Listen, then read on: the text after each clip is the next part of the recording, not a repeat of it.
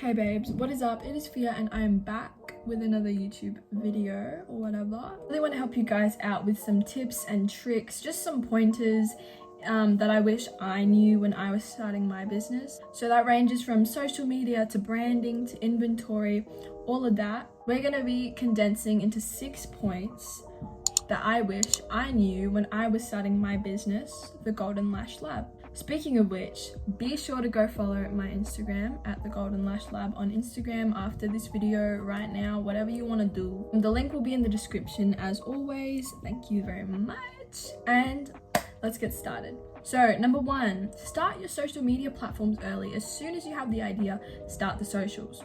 Not only so you can grab the handle before it's gone, because that is really important, but you just want to start building an audience and get your audience excited about your product, about your brand before you even launch. And that is really important for if you want to make as many sales as possible on your launch day. I would say the main ones are Instagram, Twitter, Facebook, and Pinterest.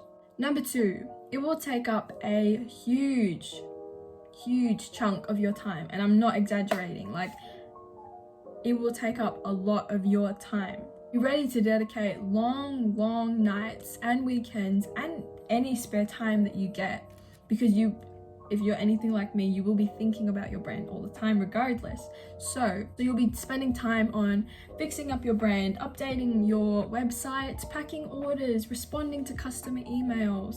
What else? Posting on socials.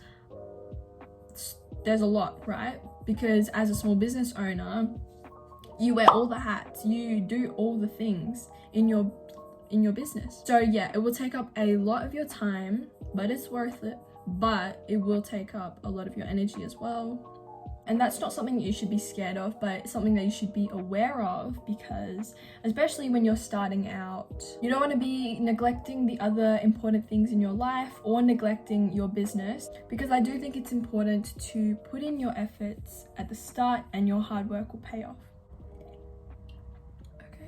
Number 4, and this 1, 2, 3, 4. Number 3, bro, relax. Number 3, this is really important, and this is one of the big ones that I wish I knew. Have a detailed plan of who your target audience is. If you've watched any other business videos, right, you will have heard this, and I was like, I glossed over it.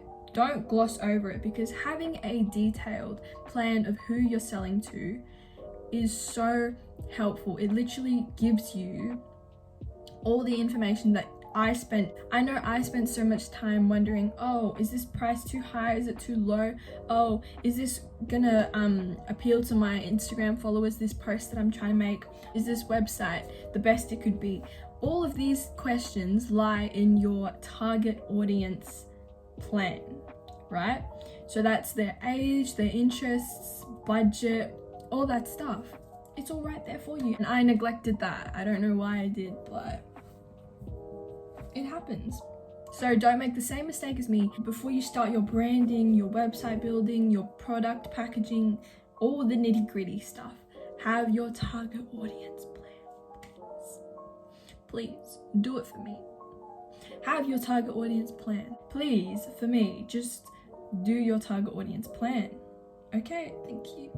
So number 4 is try to drive as much traffic and attention to your brand, your business, before you launch.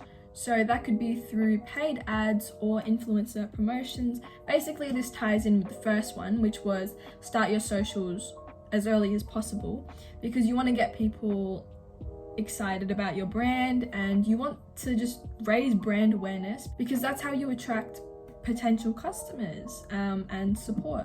So paid ads and influencer promotions have their ups and their downs, but I would say that paid ads on Instagram and Facebook or Google, there's so many paid ads you can do, would be really good for reaching your local community. And influencer promotions are really good for putting a face to your brand. So personally, I am not the face of my own brand. I have a cosmetics brand. I'm not the face of my own brand. That's just my personal preference. Maybe you want to be the face of your brand. That's equally as great. But if you're not, specifically if you're not, then it's great to have an influencer promotion. They give you content that you can use instead of just product photos when you first begin your business. Because not only do customers love to see your product and just how good it is on a real person instead of just a product photo, but you can use it with their permission, of course, on your website, socials, everywhere. Pretty much. Obviously there's pros and cons to both options, and it's important that you look carefully before just jumping onto, oh, an influencer promotion sounds cool, or oh, paid ad, you know. Just make sure you do research on which one would be most beneficial for your brand and where you are. Number 5, establish a brand from the get-go. Okay, we are not out here doing small little, no. We are building empires, okay? And empires cannot be built from generic names, for example. We don't do basic generic names, okay? We want something that stands out and that people can remember. Establishing a brand means being original and unique. We don't do the copy paste here, no.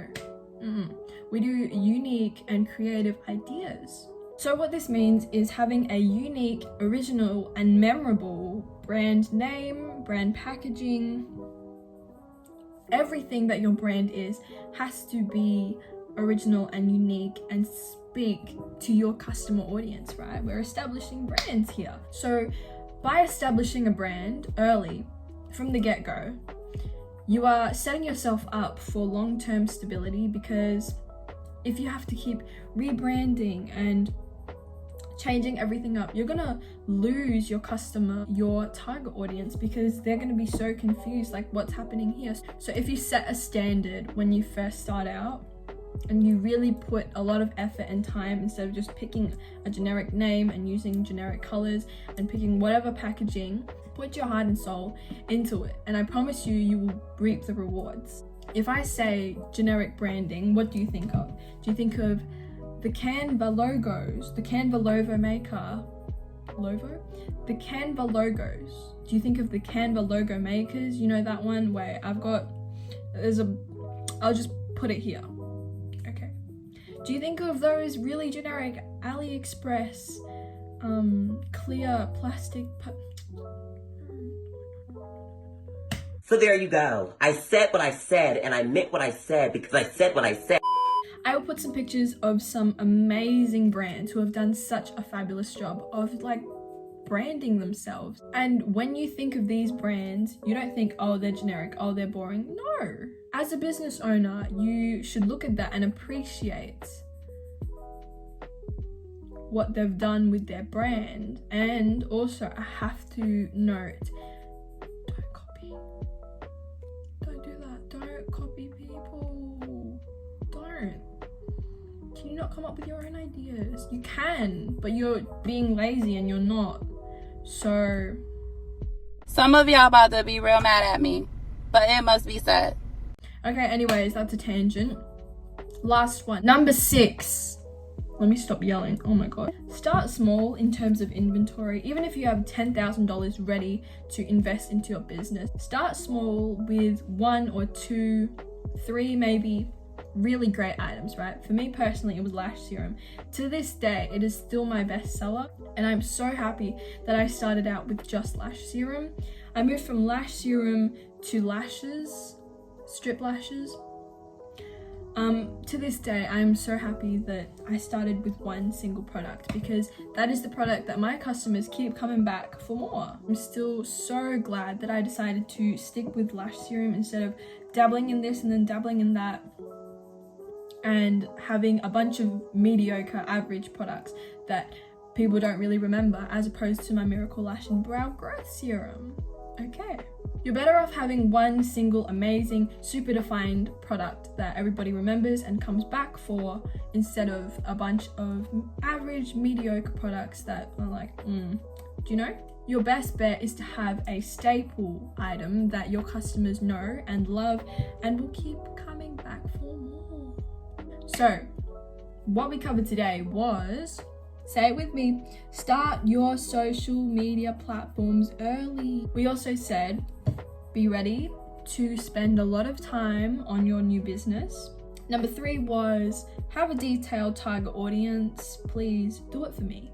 Number 4 was find as many ways to draw traffic to your business before you launch. Number 5 was establish a brand from the get-go. We don't do basic around here, I'm sorry, but we don't. And last but not least, start small in inventory.